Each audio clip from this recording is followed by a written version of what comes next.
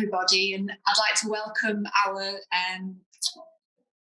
colleagues who are here in person and also everybody who's online for this hybrid book launch. So bear with us, given that we're doing a hybrid event. Hopefully everything will work out fine. So we're here to launch the book COVID-19 and the Case Against Neoliberalism, the UK political pandemic. And this was published earlier this year with Palgrave Macmillan. My name's Sue Jarvis, and I'm director at the Heseltine Institute for Public Policy, Practice and Place at the University of Liverpool, where I worked with Mark for many years. And I'm delighted to be here at the University of Maynooth to chair this afternoon's proceedings. For those of you who are unfamiliar with the Heseltine Institute, we are an interdisciplinary public policy research institute focusing on the development of sustainable and inclusive cities and city regions.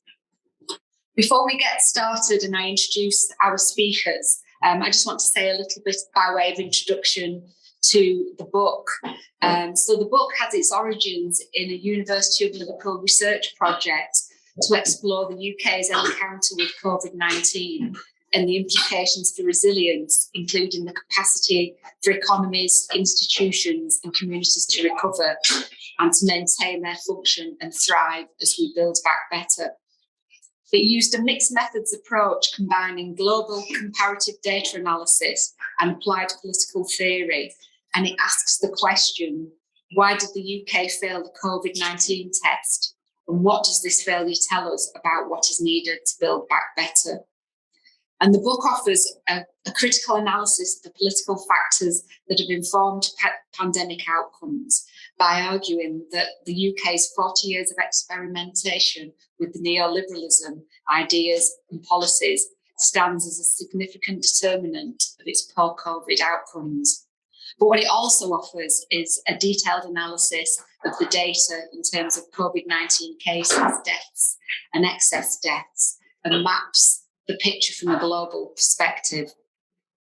Its publication is particularly timely, given that the UK government inquiry to examine the UK's response and impacts of COVID-19 is currently underway. And what we hope is that some of the evidence that's presented will be used to contribute to post-pandemic lesson learning.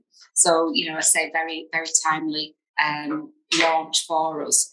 So I'm delighted that we've got the book's authors here. We've got two in person and one virtual. So I'd first like to introduce Mark, who I think everybody knows, who's Professor of Geography here at Maynooth University and was previously co-director at the Heseltine Institute when the project was actually conducted. And Mark is interested in approaches to urban regeneration and questions of neoliberal governance and its failures. We've also got James here in person, who is a political theorist and policy researcher for the Heseltine Institute.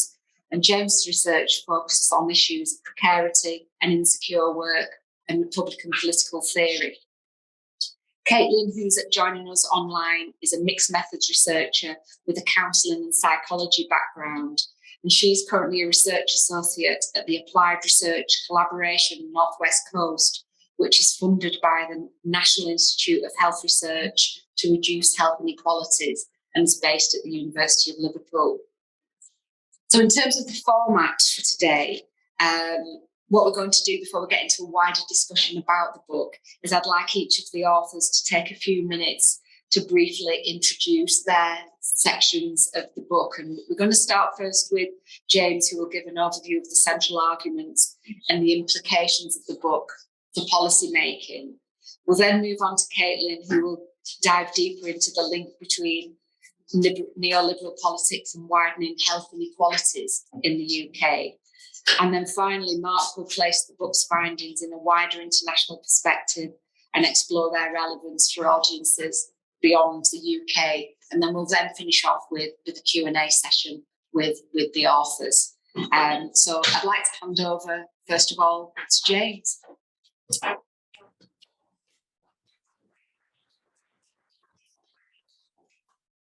Cheers, everyone. I'll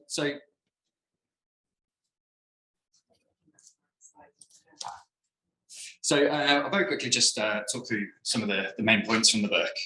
So what does this book do? As Sue said, this book arose from an interdisciplinary research project on British neoliberalism and the COVID-19 pandemic conducted at the Heseltine Institute. Our starting point was to understand why, given the country's comparatively superior health, wealth, institutional capacities, the United Kingdom appeared to fail in the face of the COVID-19 pandemic, with the UK recording among the worst global outcomes throughout much of the pre-vaccine phase of the pandemic. So, for example, the chart up on the slide here shows how the UK regularly recorded more COVID deaths per million than other high-income countries around the globe. By better understanding the UK's encounter with COVID-19 and what went wrong, we hope to discover how the country could meaningfully build back better and ensure improved resilience for the future. In doing so, we develop a detailed case study of the UK's pandemic performance. We offer a critical analysis of the political factors that have informed pandemic outcomes in the UK. We construct a theoretical framework to inform post-pandemic politics and provide a distinctive and important contribution to post-pandemic lesson learning. What's the book's central argument? Well, in the book, we argue that the UK's pandemic performance has been negatively influenced by particular logics and legacies of neoliberalism that have become dominant over recent decades and particularly accelerated in the age of austerity post-2010. Following David Harvey, we define neoliberalism as a theory of political economic practices that proposes that human well-being can best be advanced by liberating individual entrepreneurial freedoms and skills within an institutional framework categorized by strong private property rights, free markets, and free trade. In particular, we describe how certain ingrained philosophical commitments, norms, assumptions associated with neoliberal political theory have come to dominate government decision-making in the contemporary UK, including the response to COVID-19. We show how a strict understanding of freedom as non-interference has informed a hesitant and reticent response to the pandemic, with interventions unnecessarily delayed and prematurely loosened in order to preserve a particular idea of individual freedom over collective safety. We saw this reflected in Boris Johnson's language throughout the pandemic, with the Prime Minister famously describing the end of pandemic restrictions in England as Freedom Day. We show how this particular idea of freedom has informed an approach to thinking about the roles and responsibilities of the state, with an emphasis on market solutions to the pandemic, often leading to significant challenges, shortcomings, and inefficiencies that hampered the overall response. This was particularly visible in the reliance on private sector firms to deliver elements of the test and trace system, despite often shambolic performance. We show how neoliberal ideas have informed a particular approach to thinking about the roles and responsibilities of citizens in the UK too, with an emphasis on personal rather than collective responsibility to combat COVID-19, clearly discernible in government messaging, and few opportunities for meaningful democratic scrutiny of that decision-making. Finally, we show how a neoliberal indifference to widening inequalities has served to undermine public health, creating favourable conditions for the virus to rip through the UK's most disadvantaged communities, which Katalin will speak about shortly. Given the implications of these neoliberal ideas for the UK's pandemic response, we argue that any political project to meaningfully build back better after COVID-19 must be predicated on a wholly anti-neoliberal political theoretical foundation. So what alternative do we offer? We identify one basis for this anti-neoliberal alternative in the neo-republican tradition of political thought, and in particular, the work of the Irish political philosopher Philip Pettit. In contrast to neoliberalism, neo-republicanism defines freedom as non-domination, emphasizing that it is the capacity for arbitrary interference that compromises individual liberty, and that some forms of governmental interference can be entirely consistent, if not constitutive, of our status as free and equal citizens. Indeed, a suitably Republican state should be expected to intervene actively in certain areas of social and economic life in order to promote the common interests of all citizens.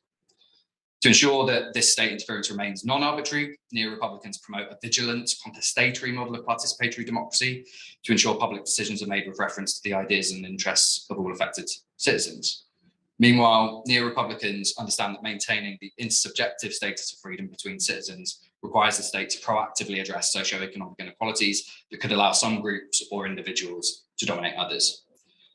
We suggest that had the UK government adopted policymaking instincts that were more neo-republican in nature than neoliberal, the country's pandemic response could have moved closer in line with international best practice and WHO guidance, promoting a more proactive, preemptive, preventative approach to public health interventions and lockdowns, greater public management of test, trace and isolate infrastructure, a more open, democratic approach to pandemic policy and its scrutiny, as well as a more robust and urgent response to widening health inequalities and the uneven impacts of the pandemic on disadvantaged communities. Looking forward, what are the implications for public inquiries processes that are now ongoing? Well, we take a view in the book that there's no such thing as an entirely natural disaster. Whilst there may be particular virological factors that have played a role in the UK's particularly poor pandemic outcomes, our research outlines and underlines that political factors are also critical. Indeed, our research is focused on COVID-19 as a political pandemic. Its course and trajectory influenced not just by particular political decisions, but the political ideas and theories that underpin them. The book urges public inquiries, including the ongoing UK COVID-19 inquiry, to scrutinise the underlying political theories and philosophical commitments that inform governmental decision-making, as well as the probity of particular decisions and their consequences. The neoliberal framework for policymaking, we argue, is as much implicated in the UK's poor pandemic outcomes as ministerial incompetence. The logics and legacies of neoliberalism hampered the UK's preparedness and resilience to crisis and constrained the policy response. Learning the lessons from the pandemic must then include consideration of how we can move beyond neoliberal orthodoxy and develop alternative bases for policymaking. And finally, what are the implications for Build Back Better projects post-pandemic?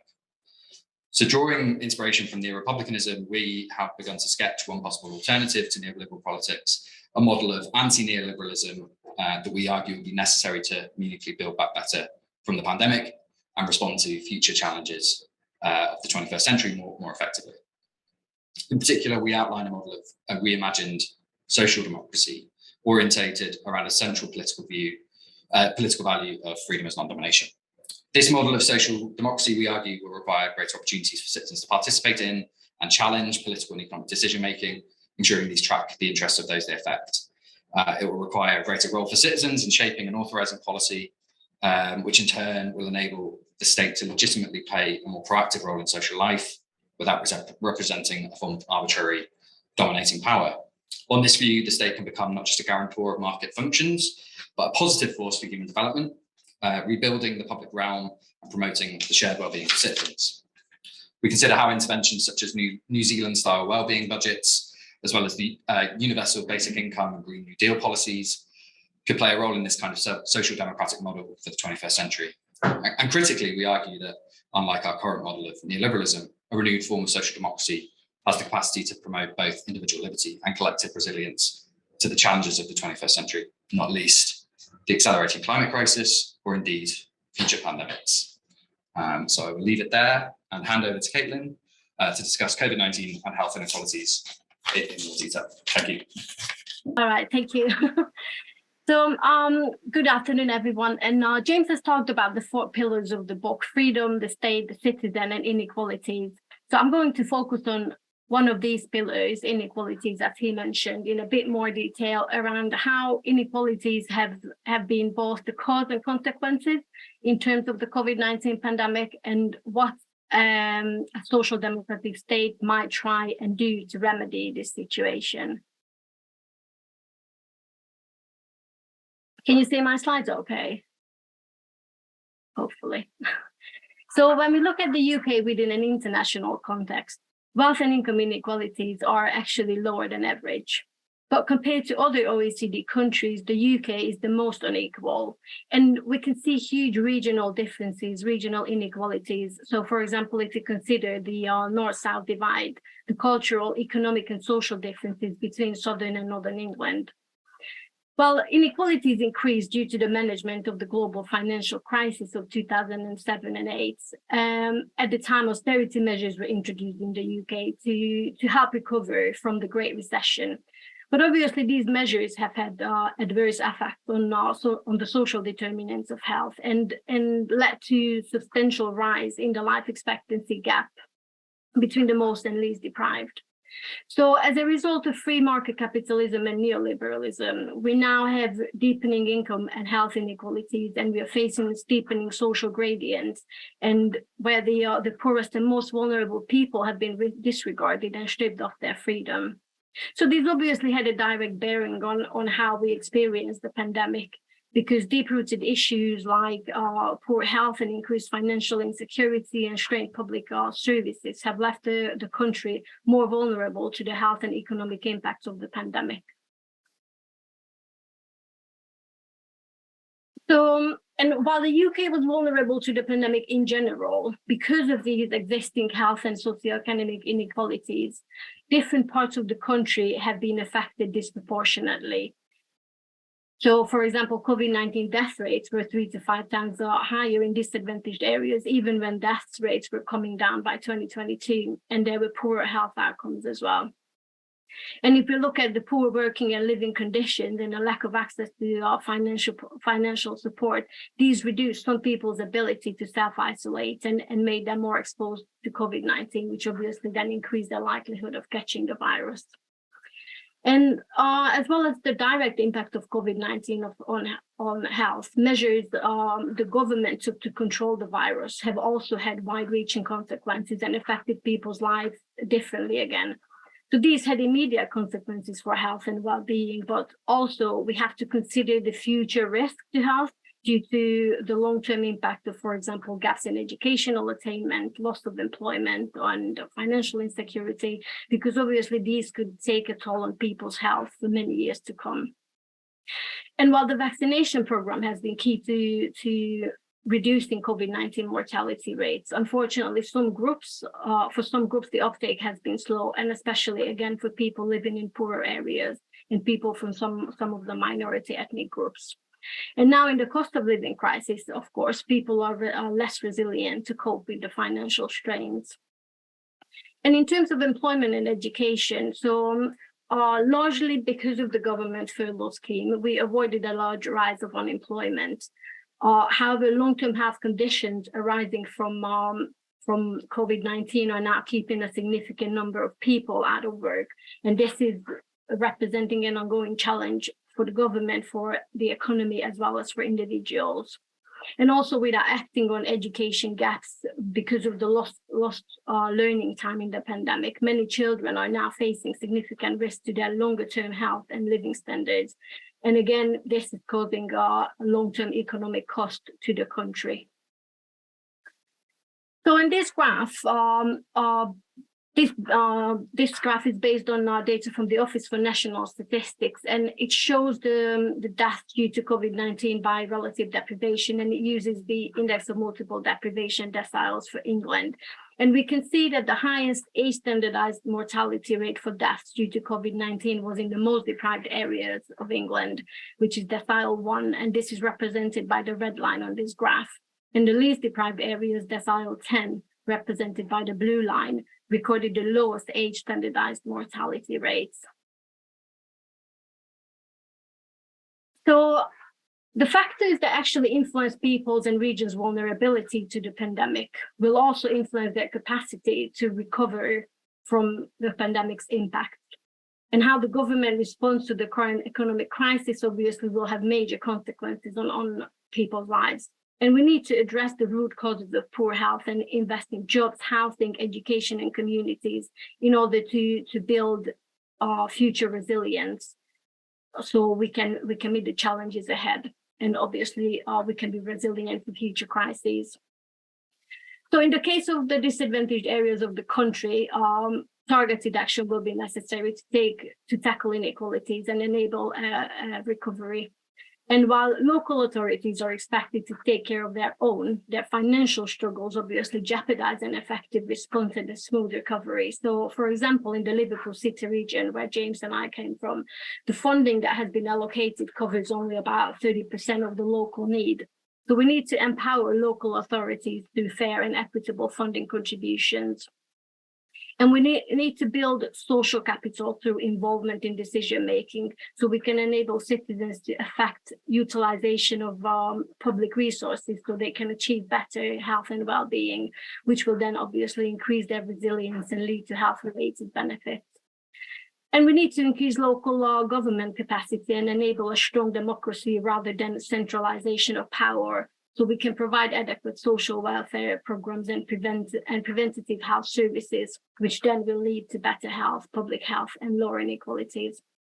And finally, we need a national health inequality strategy that has been called for a very long time to build the foundation for longer term recovery, one that improves health as well as well-being economy.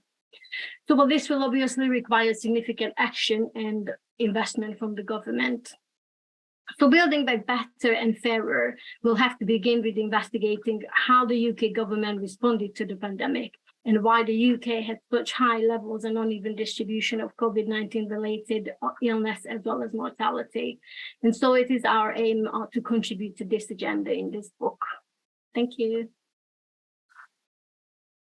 What we want to emphasize here is that this is a complex argument, and it requires nuance, it requires an emphasis or attention to the contingent, the contextual. Not all neoliberal states perform badly, and not all states that perform well were non-neoliberal states. So we have to be very clear about what relationships exist in particular places at particular times between neoliberalization. Of course, there is no such a thing as the neoliberal state. It's a process of endless neoliberalization, injection of market forces into all sorts of facets of the ramshackle of state organizations that constitutes the overall state.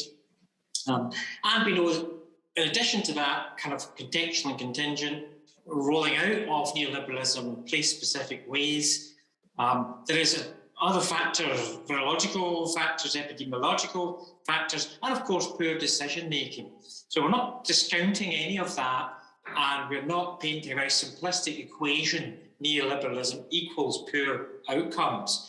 But what we are saying, and specifically in the British case, is that we are convinced that any Build Back Better strategy that attempts just to epidemiological processes or any Build Back Better strategy, any attempt to prepare ourselves for COVID-20, COVID-21, if it focuses on just poor decision-making, then it actually misses the underlying problems that really need to be fixed if we're going to genuinely have a conversation about resilience, meaningful conversation about resilience. So this variegated encounter between neoliberalism and COVID is something we want to end with, just to complexify the argument and also to let us understand the British case and why Britain, particularly if all the neoliberal states seem to perform so badly, we need to put it in some kind of context, and particularly the context of the Irish comparator, which I'll finish with here. You can see from these slides, cumulative COVID deaths per million throughout the whole pandemic from January 2020 to March of 2023. You see, when you look at the cumulative deaths, the United Kingdom is up at the top, the United States, Italy, Belgium, Portugal, Spain, so on. Ireland is about mid-table in the group of countries here, developed countries, not all OECD countries, but a diverse list of countries that might be useful comparator countries for Ireland. Excess deaths seems to be the measure of choice at the moment rather than deaths from COVID-19 because of variable measuring practices, various ways of classifying death between jurisdictions. So excess death, which is computed variously by different organisations itself, nonetheless is increasingly being used to see really what was happening in countries beyond variations in data collection. Again, we see the United Kingdom, an excess deaths at the top of the pile, United States, Italy, Portugal, Spain, and then again, Ireland performing better. But we can't take huge consolation because there are a whole number of countries that performed even better. In neoliberal Australia, for example, being one, clearly geographically a different story, much more shut down, sealed off essentially. But some of the social democratic Nordic states, some of the Asian developmental states, clearly performing better than Ireland. Now, what do we take from this? Well, we take from this that neoliberalism is a complex relationship with COVID-19 outcomes. But we do notice that the United States, United Kingdom are among the worst performers in the world against all expectations before the pandemic hit. No one would have put their money on the United States, United Kingdom suffering greatest from an infectious disease or an epidemic. But that's what's happened. And also, curiously, populist governments, as a point Rob's made to me before to some extent, but also countries that have gone through severe austerity post-crash, the pigs, if I can use that term of abuse that's often used. Portugal, Italy, Spain, Greece, if it was here, would be up there also. So austerity, no doubt, has had some major impact on intensifying vulnerability and putting those countries that have had the sharpest hits from austerity at particular disadvantage. Now, just a very quick comparator with Ireland. You see here the data for Ireland and Britain. Ireland's blue, Britain's red. Can't bloody control the colour of these our world and data sites. But you see new cases for daily confirmed COVID-19 cases and deaths. We see broad similarity. In that third wave towards the end of 2021, we see Irish cases much higher than Britain. But if one looks at deaths per million, then Britain consistently in the first two waves has higher levels of deaths. And this spike in cases, because of the vaccine programme, did not translate into a spike in deaths. So we can begin to see some differentiation in deaths between Britain and Ireland. You see cumulative confirmed COVID-19 deaths per million. You see United Kingdom and Ireland having quite different experiences if you add up those aggregate outcomes over time. This is excess deaths, and again, a similar story. Ireland does pretty well in excess deaths in an OECD context. United Kingdom, once again, performs very, very poorly. And for the first 12 months of the pandemic, the United States and the United Kingdom would be in the top 5 in the world for the poorest rates of excess deaths. Incredible excess deaths. In fact, it really is the better measure. Then why are we still performing so badly on excess deaths? Ireland and Britain, in terms of the Oxford Government Response Tracker, stringency scores, a measure of how severe lockdowns were and how much curtailment was put on individual freedoms, according to the neoliberal model. Ireland, in this case, is in green. We've sorted the problem now. I've done this one myself, yes. I did, Jerry. I really did do this one myself. I was able to put green and red for Ireland. Not much of a difference. You see stringency scores, lockdown measures equal. But what I would say is Ireland seemed to go a bit earlier and hit harder than the UK. And was able to relax then when things were coming down more. So it swung more significantly in the first year of the pandemic. But notice how during that winter of 2020, 2021, it maintained severe levels of restrictions all the way through beyond the UK's relaxation of restrictions. And as a consequence, it has been able to steadily bring them down. And in that final stretch where we were dealing with that COVID spike of last winter, you can see Ireland was much more able to weather that than the UK. It didn't need the same level of restrictions. But some comparative stuff there. Inequalities, Caitlin already demonstrated within the UK how different social groups have different experiences. This is the measures of inequality, the Gini index and the Palma ratio, 2 measures of inequality across the OECD world. I think it's 2019. And this is the UK in red, Ireland in green. But surprisingly, it's something Jim Walsh spoke about, because we always believe Ireland to be a much more neoliberal state than Britain. Inequalities in Ireland, both territorial and social inequalities, are less stark than they are in the UK. That shows you just the kind of environment in which Brexit debates are happening in the UK. If it comes to territorial inequalities, this is social inequalities. If it comes to territorial inequalities, Britain is the most, as Philip McCann has shown, the most unequal country in the OECD world across virtually any measure of inequality. Finally, I put this in because we have an expert in the room who's interested in trust and government trust and so on. This is different levels of government trust. The OECD measure this. Eldon's Trust measures this. The World Values Survey measures this. And I think this is a kind of decent representation of levels of trust. And this is changing levels of trust, the dots, changing levels of trust over time. I think you see here that Britain, again, the government trust, public trust in government is less, although the trend in Ireland has been of a decline trust in government. It's still nevertheless overall public trust in government is higher than it is in the UK. But clearly, both countries, particularly UK, are superseded by other countries for whom public trust is much more established. I mean, public trust is absolutely essential in getting public buy-in for some of the coercive measures. So Britain has lost people through inequality, and it's lost trust in people who feel they've got a stake in the system, skin in the game, that British democracy reflects their particular interests. And that's why populism is so significant. So I'm going to leave it there, some contextual variables to set Britain into context. I'll leave it to Sue to chair the Q&A.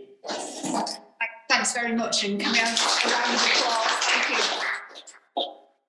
I'd like to thank all three speakers. I think we've had some really excellent presentations, and I think what we've been able to demonstrate is the richness of the book, and I'd encourage anybody who's not read it to take a look, because there's a lot of good information in there.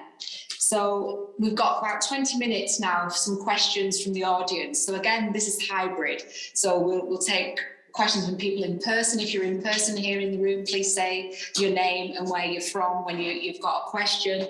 If somebody's online, we will take your questions through the chat, and we'll make sure that we give time to include questions that come through the chat. So really, the floor is yours. I have some questions. Thank you. First of all, I'm Hiseltine Shariati, and I'm studying sociology, PhD in sociology at here Manins University. And my thesis is about managing COVID-19 in European countries. First, I have some questions. I'm not sure how much is the time to go through them, but I start with the last point that you made about trust.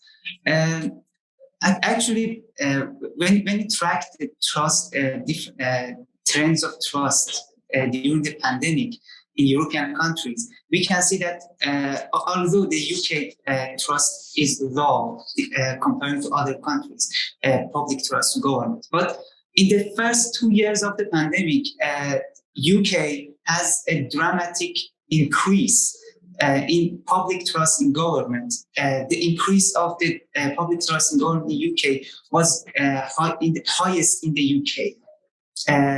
And then in the last year, 2022 and 2023, there was another drop in trust coming back to the before the pandemic. But this is an interesting trend. That's why UK government could build that this high level of trust during the pandemic, first 2 years, 2020 and 2021.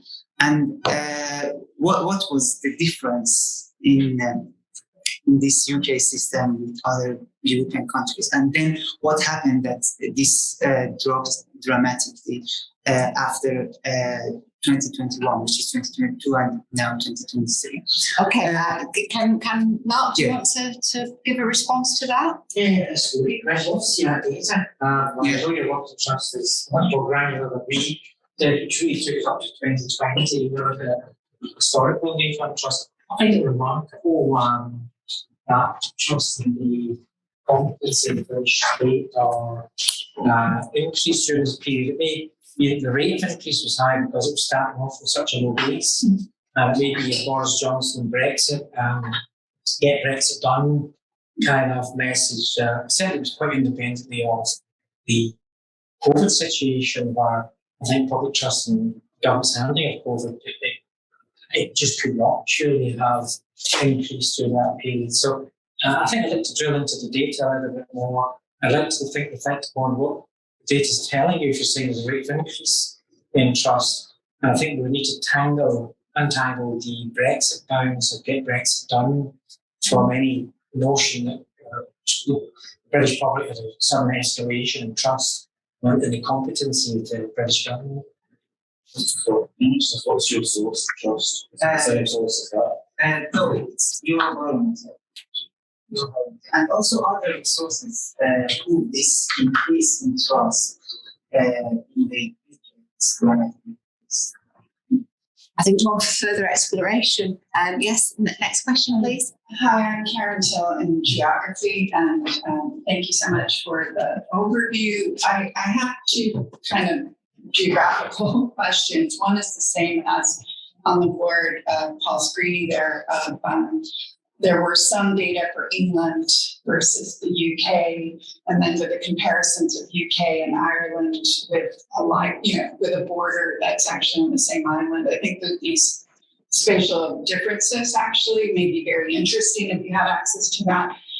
Similarly, I would actually contend, Mark, that it is totally unsurprising that the United States would do so poorly given the vast extreme inequalities of the health system, no version at all of a national healthcare system, which was further demolished under the Trump administration. So that's actually not a surprise. So I think it may be interesting to see that they're both so high. Then what are some of the other factors that explain the UK situation? But the regional variance, I would suspect, would be potentially dramatic, as well as the more micro-geographical variation. So on the data, the question that we had linked to that was about why we didn't share comparisons between England and how the pandemic was handled in Scotland and Wales. And I suspect that's about availability of data, but I don't know, Mark, is that one for you or one for Katalin? I can take that one. It's a great question. It's the question that initially when we were doing this, because of these issues, we thought that's going to unravel a whole argument because 4 different states are actually, when you look at the data, there's some differences, and of course, hypersensitized to the difference we blew it up.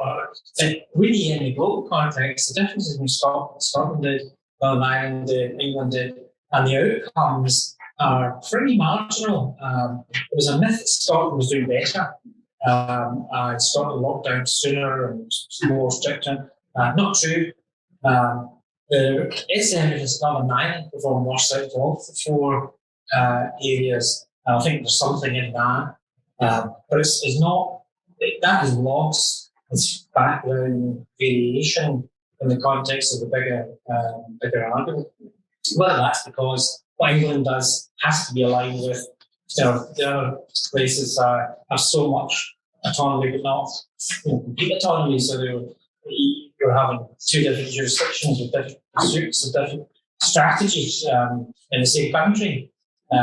So maybe there was some disciplinary alignment there with necessity for economic reasons and other reasons. But whatever the reason, the differences both in policy, in lockdown strategies, in vaccination rollout timetables, and in outcomes for cases, excess deaths and deaths is not significant enough actually to jeopardise the analysis of that scale.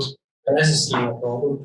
On your question of inequality, this is a really good question because, of course, the United States is by excellence riven with racialized capitalism, which is, as we know, part of the uneven geography of COVID-19 outcomes. But there are other countries that are more unequal. In the United States, China, for example, is more unequal than the United States. South Africa is far more unequal than the United States. And the United States still perform worse in countries whose inequality levels were on a par. Russia, for example, extreme levels of inequality. If you look at the Gini index and the Palm index for all those countries.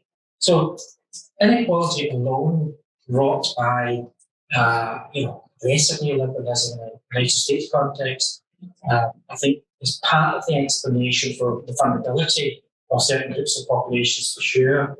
But it's only, I think, it's only part of that explanation. Let's stop there. I'm conscious I'm speaking and maybe keep it. Yeah. I would just say on very quickly on what you made about the lack of a national health service in the United States. I think that does speak to kind of the wider argument we're making in the book about the kind of withdrawal of the state's kind of role and responsibility for collective challenges such as health and personalisation of responsibility for health crises. I think, Tara belongs the United States as a liberal case study there, but I think it aligns with our general intuitions that we kind of argue for. And also in terms of Northern Ireland, the contrast with the South is really interesting and slightly anecdotal. But talking to somebody from Derry as to why, Derry and the Donegal area had, by far, they were following just in the company's COVID data on the DEDs every day, they had by far the highest rates of COVID. And then obviously there was in Dublin, there was a north, south, Dublin, and people besides so immune to COVID. But in Derry, someone explained to me that there's a lot of mistrust of the state in the nationalist communities, and that in a sense it was almost kind of a defiance of what get Brexit or saying, so that there was kind of intertwined with the politics of and the local oppositional social attitudes to the state. Interesting. Time for a couple more questions. I think we've got a few. So we've got Rob and then lady at the back, and then So my question, Mark, was really just around, within the neoliberalisation of the response, right? Obviously, in the UK and Ireland, there were quite two different bodies, really. So in the Irish case, responsibility was really dropped onto method. It was method who were making the decisions as opposed to cabinet. Now, they were obviously advising cabinet, but it was effectively a set of technocrats who were actually running the response. Whereas in the UK, it was out of 10 Downing Street that was really, and the scientific officers were marginalised, right? And often ridiculed. So I'm wondering to what extent is it the way in which you delegate who is actually going to have responsibility for responding within that political system is actually making the difference. Yeah, so we touch on this in the book in the idea of kind of depoliticising decision making, seeming to depoliticise. So what there was in the UK, a kind of play to constantly working to scientific advice. That was a kind of refrain you heard again and again. But as you say, it was very much led by politicians and the Prime Minister and the Lieutenant in particular.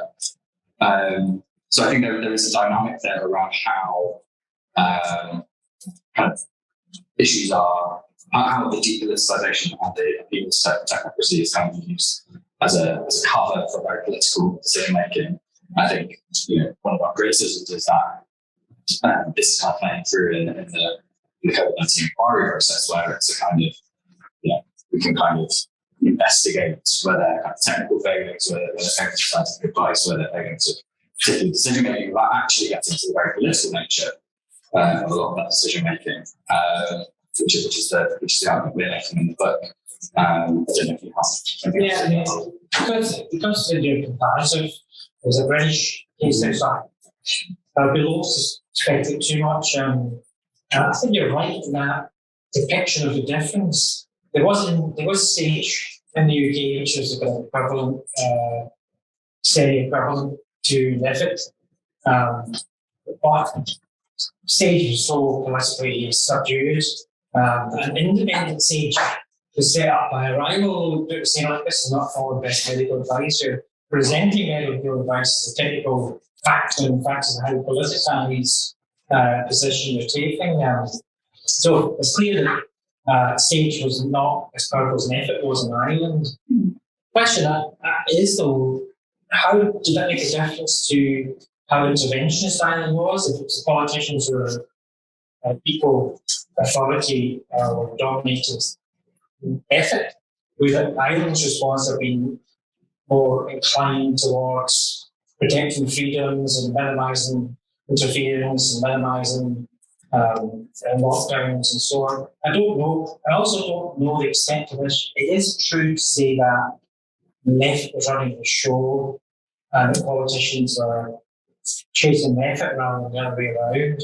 I think the distinction you're making is a good one, but whether it's drawn too sharply, I don't know. I think as well, just trying to say, this is presented maybe broad brushstrokes today, but the slightly more nuanced argument it's in the book is that this hasn't been kind of an entirely kind of ideological approach to government. This has happened. There have been distinct phases. There have been times where we're not saying the government hasn't done anything, but what we're saying is when it has given into these more neoliberal instincts. Those are the moments where that cause the most damage. So those are the places those are the parts of the pandemic experience that have been most consequential. So we don't want to get the question that we're saying sort of, this is all just ideology, but it's more about more careful than the argument of the book. It's about distinct moments where neoliberalism has been a critical factor. Okay, I'm going to go to the two final questions. So we'll start at the back.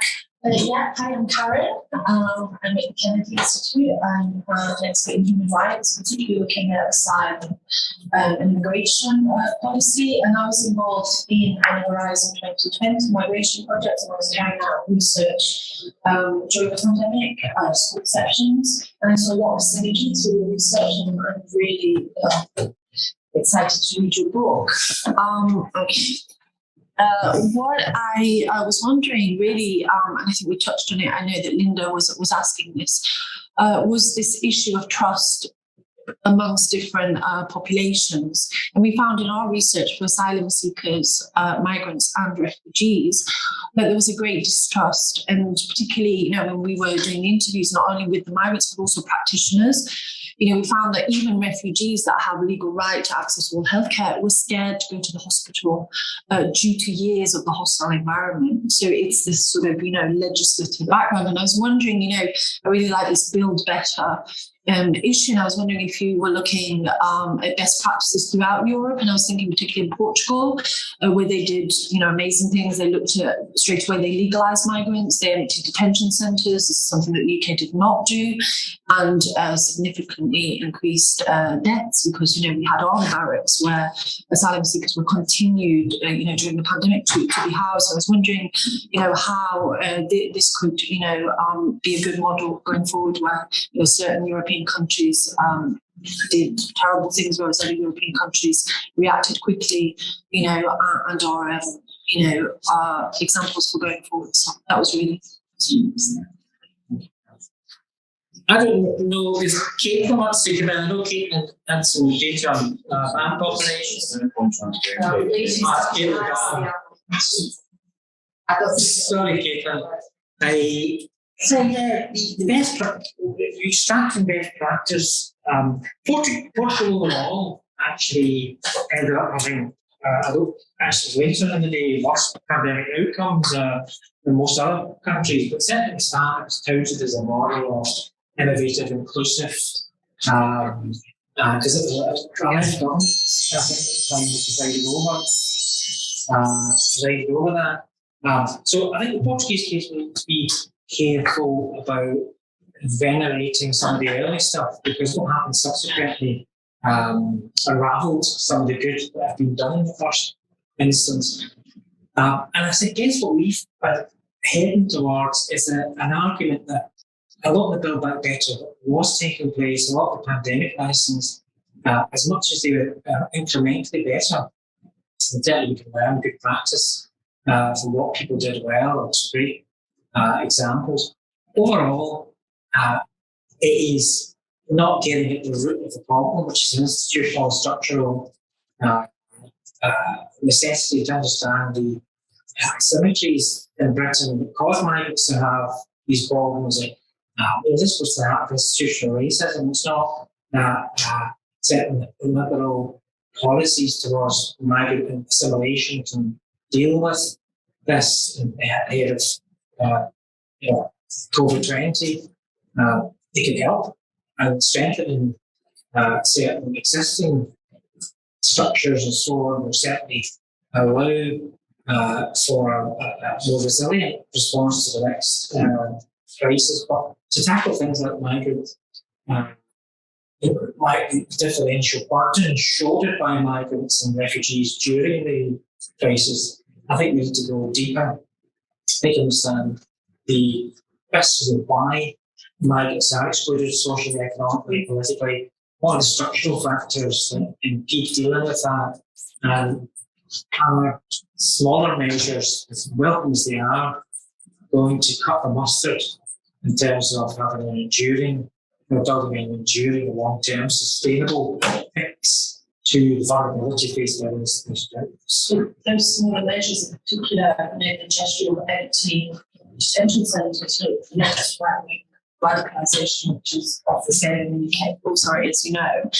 And that obviously a lot of the research we do as well is looking at misinformation on social media. This was a massive thing during the COVID pandemic where migrants were afraid to go to hospital because of all these, misinformation with the vaccines, and that migrants, would die if they went to hospital for vaccines, more of this. So I think I think it's food for thought for what about gentlemen here? Yeah, just pick up on the point with which you began about maybe the bluntness of neoliberalism as an explanatory variable here.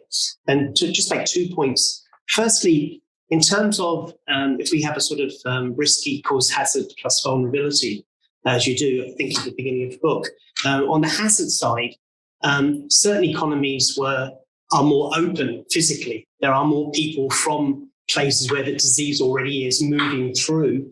And that openness of economies would certainly apply to the US and to the UK.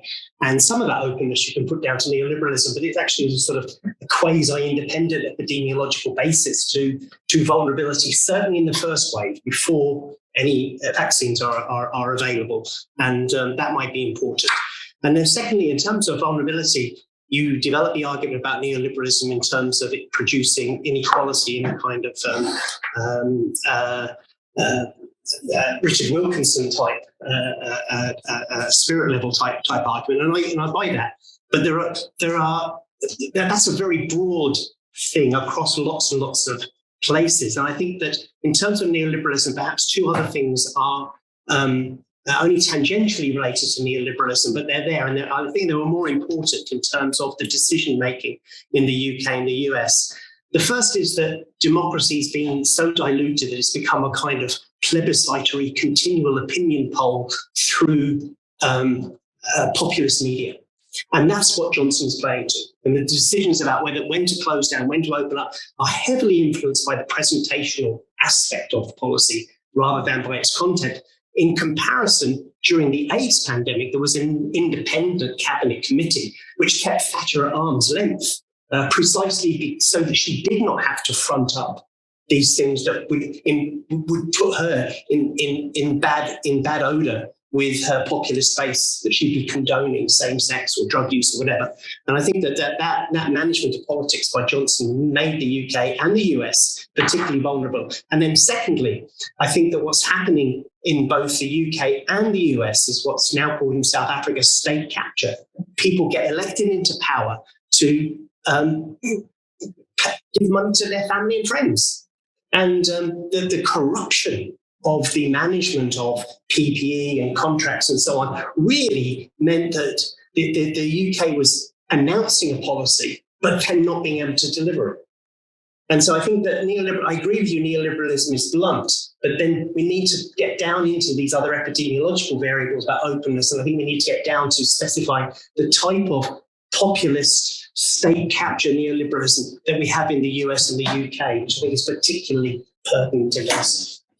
Yeah, sure. I I think there's a lot to that, and I think some of that bluntness maybe came from the kind of rapid nature with which this book was constructed. I think what you're saying is definitely very, very, very interesting. I agree with lots of it.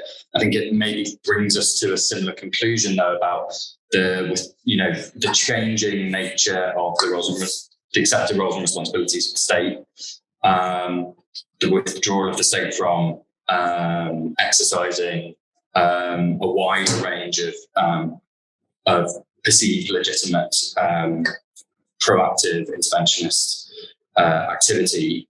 And I think it brings us to kind of similar, for me anyway, to similar Republican conclusions that arguably, well, no, definitely, the UK is not a suitably Republican state. It's not one where it's not a public thing. It's not something where all citizens feel a shared sense of ownership, responsibility, a common project, common political project. It is one that is either, something that's a kind of presentational exercise or one of kind of elite capture. So I think it brings us to kind of similar conclusions around the need to kind of rebuild a less denuded form of popular democracy, a more kind of active, though nonetheless freedom promoting form of state.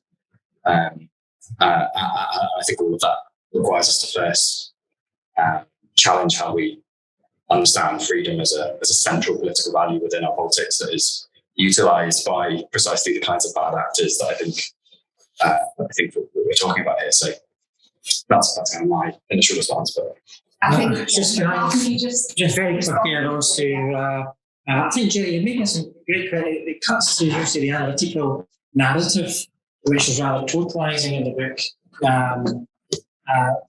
Schematic and totalising consciously.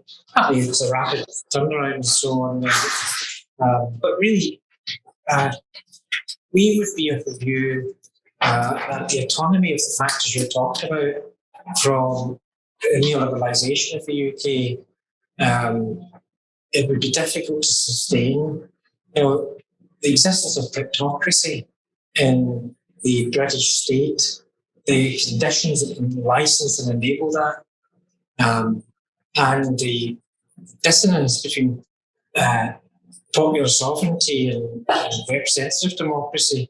You can't detach why it's dangerously widened recently without understanding what neoliberalism done to Britain in terms of regional inequalities and so on. But your questions, I think, speak to the need to understand a multifactorial complexity that's swallowed up in the totalising narrative of the neoliberal kind of sweep. And I think we would accept that we would possibly give less agency to some of those additional contributory factors and see them in context rather than as quasi-autonomous processes from the neoliberalisation of the country. But I think your caution is well taken.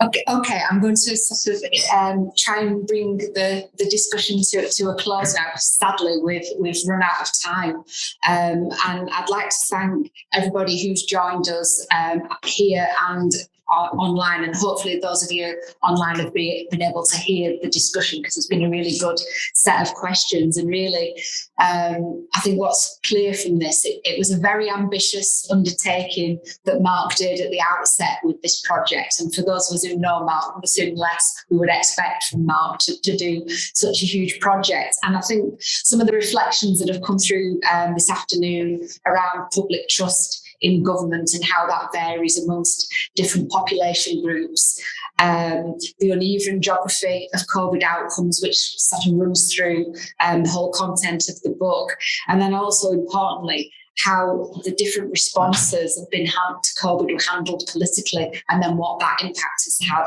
on outcomes. And certainly the final points around that dilution of democracy really thought-provoking. So in many ways, we could be commissioning another sort of volume of this book, because it's such a complex topic. There are so many different avenues that you could dig into more so. And what I would encourage the authors to do is to really think about where next. And I'm not saying go and write another book, but there could be some theming up of some other discussions linked to various chapters in the book, because there's a real rich content there that we need to share.